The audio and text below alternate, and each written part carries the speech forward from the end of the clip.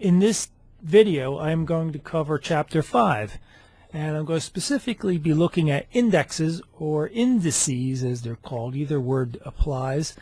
And I'm going to be looking specifically at price-weighted indexes, value-weighted indexes, which are by far the two most popular. We'll also look for comparative purposes at equal weighted indexes, EWI. Now, in order to make the material here more concrete, I made up an example. And so here we have, we're going to have an index. We're going to assume that the index is made up of just 3 stocks. I mean, in reality, indexes are, made up of, it could be made up of hundreds, if not thousands of stocks, and we're not going to go through all those calculations. We want to get the intuition, and that's the purpose of this video, get the intuition of index construction and what indexes mean. So we have, in this example, 3 stocks, A, B, and C, and the price at time t, you can think of it as today, as being $25 for A, $150 for B, and $70 per share for C.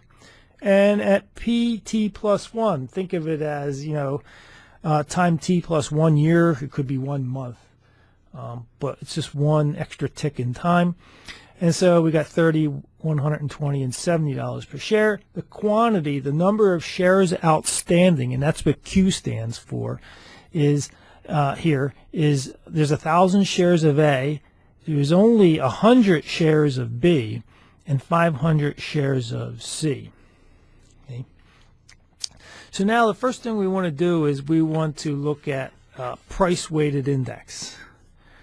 An example of a price-weighted index is the Dow Jones Industrial Average, and and other Dow Jones averages like the Transportation Index and the Dow Jones Utility Index. They're all price-weighted indexes, and price-weighted indexes are by far the most easiest to calculate. It's what Charles Dow put together in the 1800s when he wanted to put together a stock index. All he had basically was pencil and paper. He didn't have a calculator or a computer, so he put it together relatively easily by just adding up stock prices and dividing by the number of stocks. That's basically what a price-weighted index is.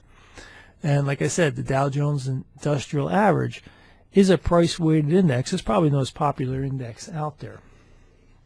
So the way we calculate a price-weighted index is we're going to take the sum of the prices of the stocks in the index. So it could be from I equals 1 to, if it was the Dow Jones, it would be 30 stocks. So you say 1 to 30. And so we're going to sum from I, individual stocks going 1 to 30, sum of those PIs, and we're going to divide by D, a divisor. Now normally I would divide by N, meaning N equals the number of stocks, but I'm going to explain to you why we don't use the letter N and why we don't use the number of stocks in the index to divide by. You only do that.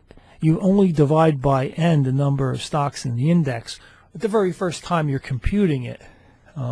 And subsequently there may very well be issues involved in dividing by N. So I'll call it for now D, a divisor. And I'll explain later why in more detail what's going on here.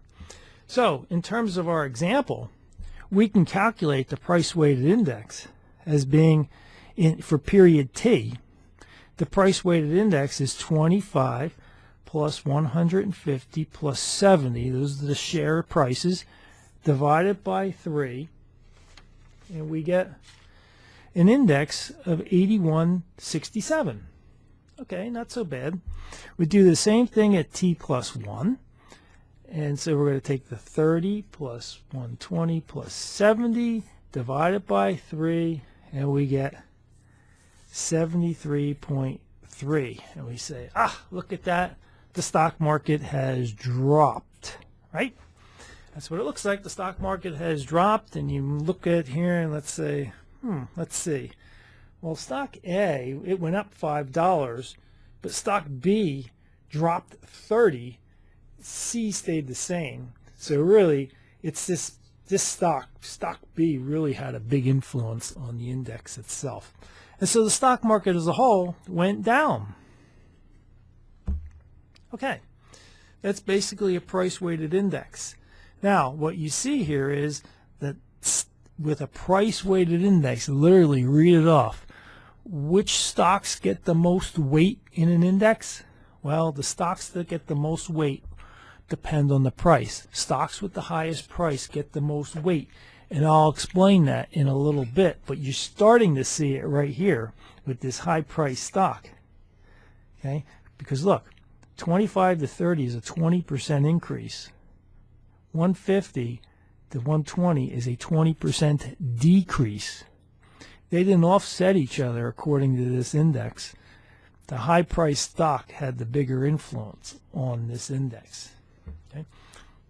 And I'll get into that a little bit more once we look at value weighted indexes and compare and contrast. Now, with the value weighted index, the math looks, it's a little uglier, and it is the sum, and I'm going to use the S&P 500 symbolically here as an example. The S&P is an example of a value weighted index. Nearly all indexes today are value weighted or some function of a value weighted index. And so if you look at the S&P 500, it has 500 individual stocks. So you start from 1 to 500. And what are you going to sum? What are we going to sum? We're going to sum the value of the companies. And the values of the companies are its market caps. Market capitalization is the price of stock I times the number of shares of stock I. So what we're doing here is this PQ for each stock is the value, the market value of the company. And we're going to do this. We're going to add up 500 of these across the top. Okay, for the S&P is 500 across the top. And then you see why computers come in handy with stock indexes. So that's the numerator. The denominator is going to be similar calculation. And I'm going to put a little B here. You could put a little T here if you wanted up top at time T. But here, let me explain here. The bottom part of the fraction says, look, we're going to take the market caps of all 500 stocks and add them up, just like we did above. But we're taking this price and the quantity at some base period, some historic point in time. And we're going to compare the market caps of all 500 stocks today. You can think of time T as being today, versus what it looked like at some base period. So, if this turns out to be 10,000, let's say it's 11,000, when you take the price, chop off a bunch of zeros for the S&P, let's say it's 11 trillion, and you divide it by some base period, and it was 10 trillion at some base period. Basically, you've got, and you can see that there's a 10% gain here in the index. So you have basically what you're looking at is the price component of total return for these 500 stocks. It shows a 10% return. Okay, so I'll say it again. The indexes, as we see them here, with a price-weighted or a value-weighted index, is capturing only the capital gain or loss component of the underlying stocks. It's not capturing the total return component. It's ignoring dividends. You see here, there's no DIV in the calculations here for price weighted. There's a D, but that's for divisor. But there's no dividends calculated anywhere here. We're only looking at prices, and then with the value weighted, we're looking at price and quantity of the number of shares outstanding. So let's actually apply this formula to the example I gave you.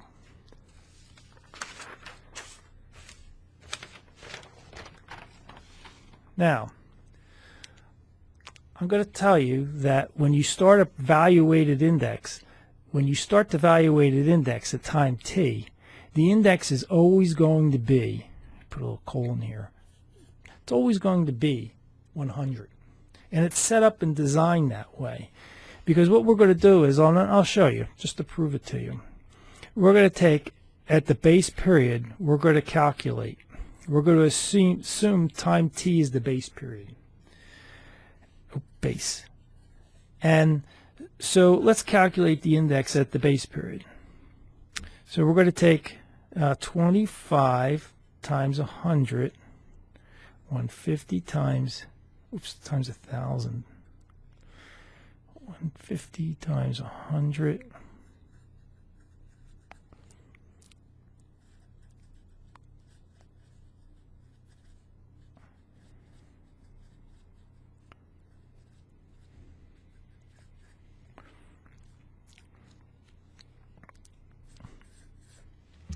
And when I do this calculation, the value-weighted index, now I'm calculating a value-weighted index. The value-weighted index, when you very first start an index at the base period, at time t in this example, the index starts out at 100 because the top part is equal to the bottom part. So this whole component right here is a 1. It's always that case. It's 1.0 when you first start an index. And you multiply it by 100 to get so your index starts out at a nice round number, which is very convenient. Now, that said, I kind of left it out here in this formula, so you might want to go back in this formula here, and we could multiply this whole thing by 100 right here in the formula.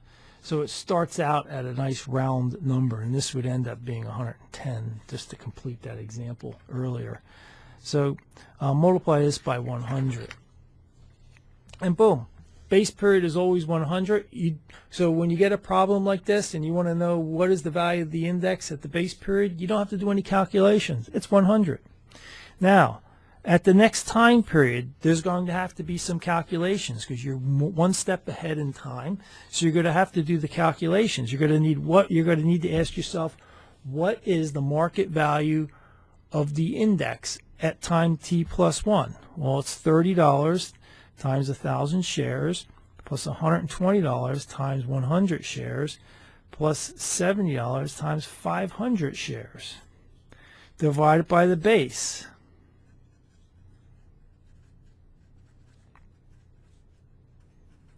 Times 100. And so when we do that, we get 102.67. So the index in this problem went from 100 to 102 for a 2.67% gain. Now, which is it? I just told you it went up 2.67, but I told you a few minutes ago, according to the price-weighted index, the market fell. So in this, rather contrived example, and I'll show you a contrived example in class also around this, you got a conflicting story as to which one went up. Well, you need to ask yourself, which is the more relevant index?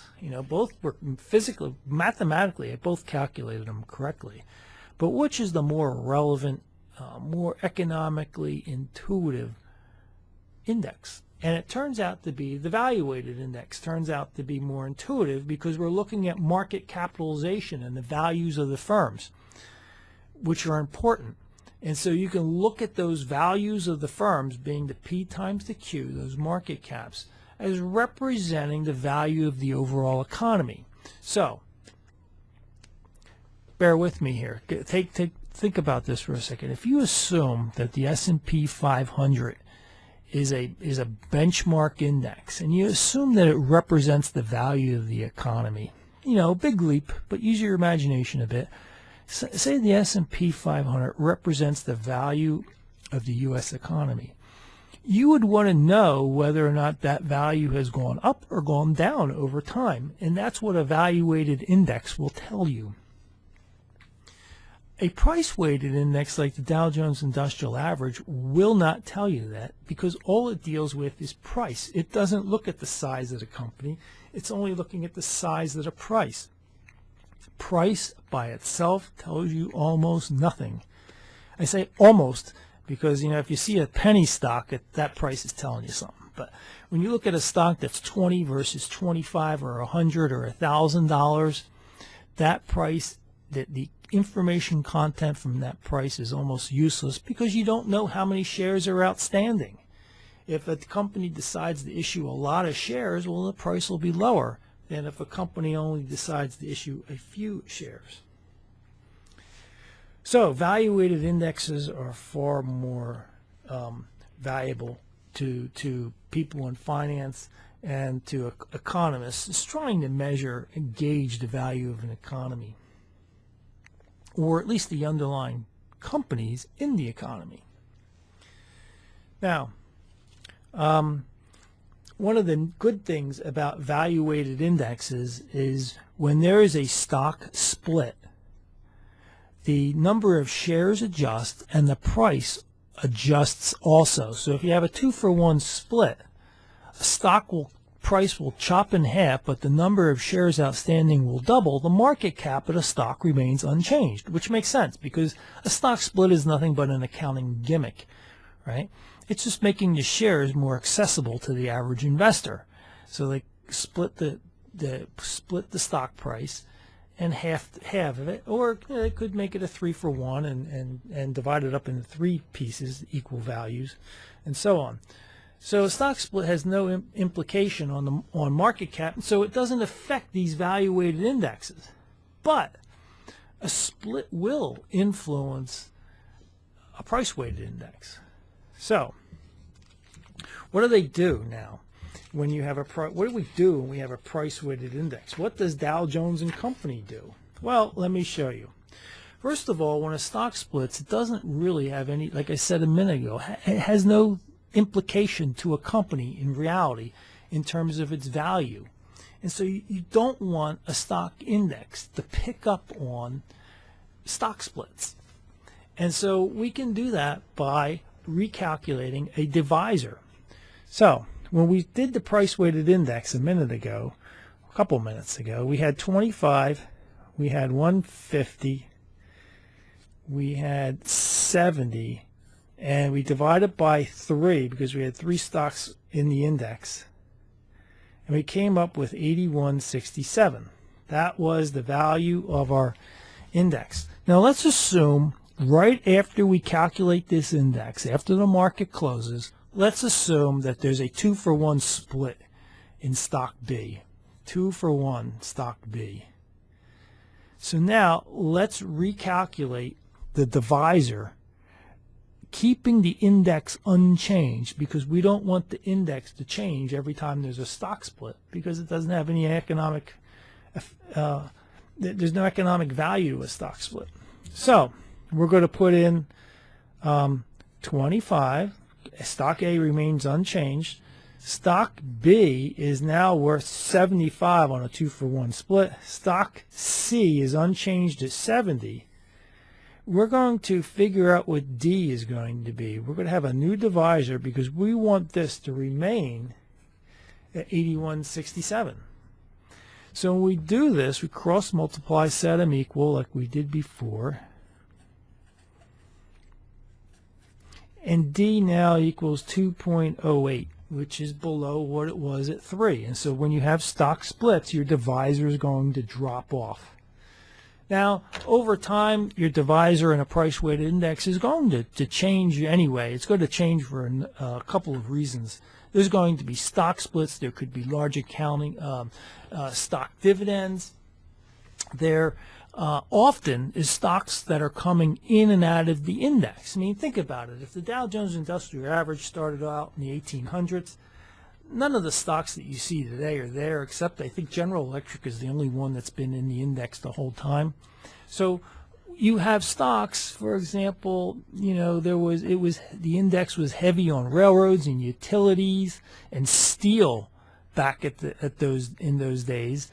A lot of that has gone out. The economy's far more diverse. There's now, you know, Microsoft and Disney and companies that didn't exist in the 1800s that are in the Dow Jones. The Dow Jones Industrial Average is made up of 30 stocks, and they're 30 blue chip stocks, and they're supposed to represent the diverse blue chip economy.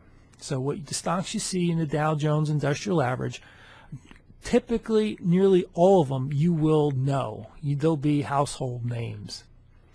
Now, you can't say that, obviously, with the S&P 500. Once you get past the first couple of them, you may not recognize most of them in terms of names. So, to reiterate now, price-weighted indexes have a divisor. The divisor will change as stocks come in and out of the index. So you want the index to remain unchanged when you swap stocks in and out of the index. So you're going to have to change the divisor. When there's a stock split, you're going to leave the index the same, and you're going to change the divisor. And so over time, the divisor changes, and you can see that. Go to the Wall Street Journal. I hope you can see this, but this is a Wall Street Journal. I'll zoom in for you as best I can. So here's the Dow Jones Industrial Average Index. You know, it talks here, the index was down 220 points for the day, and it's telling you the trailing PE, which is price divided by last year's earnings. It's telling you the leading PE, which is price divided by an estimate of next year's earnings. It's showing you, I kind of marked over it, the dividend yield, which is around 2.07%. So the Dow Jones Industrial Average throws off about 2% in dividends per year. And here is the divisor. Now, you may have to look at it really closely. I zoomed in as far as I can go. But the divisor, I'll write it out. It's well, first of all, it's about 10 decimals. But it's 0.1557. Far below what it would be if we were dividing by 30. So it's much below at 0.1557. Now go over to the S&P 500. Here's the S&P 500. Notice it has all the same information as the S&P 500, right? But there's no dividend. There's no divisor because the S&P is a value-weighted index. There's no divisor. But for the Dow Jones averages, not just this one, not just the industrial, but the transportation index and the utility average. And if you come down here, you'll see, for example, here's major stock indexes. You see Dow Jones average, industrial average, transportation, utility. These guys have divisors. But nearly all other indexes will not have a divisor because most other indexes are value-weighted indexes. Now, that said, there are equal weighted indexes. And that's the third index that I want to cover. And let me kind of zoom back out of here because I'm a little too close up on things here. Okay, so now I want to cover equal weighted index. Equal weighted indexes are indexes where you have an equal amount, equal value in each stock. So when you have 3 stocks in an index, you have equal weights. And the way to calculate it, to set it up so it equals 100, the formula will look like this. 1 over n, which is the number of stocks in the index. And we're going to say price of A at t plus 1 divided by the price of A at t, this relative price ratio, plus P of B at time 1, time t plus 1, plus divided by the price of B at time t, plus the price of C at t plus 1 divided by the price of C at time t, times 100. Now, before your eyes glaze over looking at this, this looks messy, but it's really not. So if we calculate this at the base period at time t, let's calculate it at the base times t. We basically have 1/3. We got 1 over 3 stocks, and we're going to have a price of 25 because we're calculating the base right now. So all we have is time t. So it's 25 over 25 plus 150 over 150 plus 70 over 70 times 100. That whole thing equals 100. Because this is the whole thing in big bracket is 3 divided by 3 is 1 times 100. The index starts out at the nice round number of 100. Great. Now, let's look at t plus 1. We'll calculate the index. So it's 1 over 3.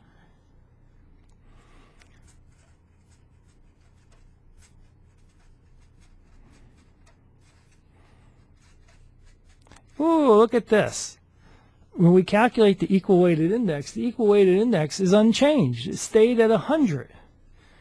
Look what happened here. This stock went up 20%. Stock A went up 20%. But B went down 20%. So this is 1.2, this is 1.8. Stock C remains the same. So inside the big bracket is still 1. Basically, A and B offset each other because they each had a 20% return, but one was positive and one was negative. They offset each other. Divide by 3, and you get an index of 100. So with an equal weighted index, you see that one offset the other, and which is kind of cool watching this example unfold. So with a price weighted index, we saw that the index dropped. And that's because the stock with the highest price fell by 20%. Then we looked at a value-weighted index, and we saw that the value-weighted index increased. Let's see if I can find my notes on that. The value-weighted index went up a bit. Why did it go up? Because the stock with the highest capitalization increased. Stock A has a high market capitalization. Look, this capitalization is $30,000 at this point, or $25,000 if you look at it up here, right? That stock increased. The stock that was not worth very much, but had a high price, but its cap was not worth very much, that stock went down. Okay, and that's what. And so, even though there was a big price drop for B, it wasn't worth and wasn't much to the economy. It was this big stock with the 20% move that caused this index to go up a little bit. Okay? And then what we saw with the equal weighted, we saw that each stock, if we put an equal weight in each stock, then there's no effect, because one will completely offset the other. So now the last thing I want to cover in this presentation, well, two things. One, many value-weighted indexes now are being managed by hand a bit. What I mean by that is there tends to be stocks within the index that gets out of hand. And a good example is the NASDAQ 100 has 100 stocks in it. So you would think, okay, it has 100 stocks, then the typical should be, or the average stock should have be worth about 1% of the index. But it's the NASDAQ is a value-weighted index, so some of them are going to be worth more than 1%. And have more than value of 1%, and some of them are going to have less than 1%, but it'll average out to maybe 1%. Conceptually, think of it that way. Okay. But what happened is, in the past, occasionally there is a stock that gets out of control. It goes up tremendously, and an example would be Apple. Back a few years back, Apple stock shot up dramatically, and it was a significant part of the index, too much weight. And so what the people who controlled the index, the NASDAQ people, they chopped off some of the weight that Apple had in the index. And when you chop off some of the weight has to add up to 1. They had to throw more weight on the other stocks. That's called a managed index. And it's typically with value-weighted indexes, smaller ones where, a particular stock could have an influence on it. Now, the last thing I want to talk about is how do you actually replicate a price-weighted index? How do you replicate a value-weighted index? And how do you replicate an equal-weighted index? Now, what do I mean by replicate? Well, I mean, okay, you got got money in StockTrack, and you wanted to you wanted to devise your own Dow Jones average. Okay, you wanted to set some money aside and have it mimic the Dow Jones Industrial Average. What should you do? How should you form that portfolio? Should you put an equal dollar amount in that portfolio? Should you put an equal number of shares in that portfolio? Or some other mix? How do you do it? How do you go about getting a price-weighted index? Well, it turns out if you want to mimic a price-weighted index, you need to have an equal number of shares. Equal number of shares in each stock. So in this case, you'd have, let's see if I can do it here. So you'd have 25 times Q plus, Q could be, let's say you buy 10 shares, and you have 150 times Q, so that'll be 10 shares, and you'll have 70 Q, and that'll be 10 shares. The Q kind of pulls out. This 10 shares pulls out, and you get 25 plus 150 plus 70. And so all you need to do is invest in an equal number of shares, and so you take the sum of the prices. Now here's basically the price weighted, the index itself here, and then you're going to multiply it by a scalar by basically the number of shares that you want to buy in each of the individual stocks in the index. You can experiment with that, and I have problems like this in the homework assignment. It takes a lot of calculations. It's a little intensive in terms of the computations, and so I'm not going to do it here, but you can see it in a homework problem all laid out. So if you want to mimic the Dow Jones Industrial Average or a price-weighted index, you're going to buy an equal number of shares, Q, to invest in.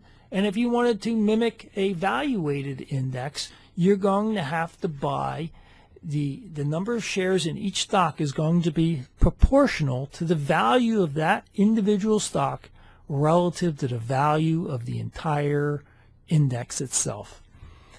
And so that's how you would invest in a value-weighted index. It's all based on the relative market caps. It's all proportional. In an equal weighted index, you're going to have to invest in an equal amount of each stock, equal dollar amount of each stock. There are very few equal weighted indexes out there because they're a nightmare to manage. And the reason is, when you think about it, right now you put together an equal weighted index, you invest, let's say, $30,000 in each stock, which is the price times the quantity of shares, and you figure out how many shares to get of each one, so you invest an equal amount. Well, 5 minutes, even less than 2 seconds after you put together this whole portfolio, the weights are going to be different. Some stocks will have gone up in price, some will have gone down, and you won't have an equal weighted index anymore. So what you're forced to do, if you really want to keep an equal weighted index, you have to rebalance. And you're going to have to rebalance continuously as the markets open, which means you're going to have gigantic expenses managing an equal weighted index, because you're going to constantly buy and sell. You're going to have bid-ask spreads that you're going to be facing. You're going to have commissions, and it's going to be one big headache. So what people do in the real world is they say, well, we'll manage an equal weighted index, but we'll rebalance once a week, or we'll rebalance once a month, or we'll rebalance once a year. And so they put constraints on the rebalancing to minimize the amount of transaction effects and to make it doable. So, but nevertheless, equal weighted indexes are not that popular. Occasionally the Wall Street Journal, just to give you insight into what how value-weighted indexes can sometimes be distort what happens, and they show you what happens if you use an equal weighted index. That's information that's valuable, and it's often discussed in the Wall Street Journal, especially with the S&P 500. But by and large, most indexes are value weighted.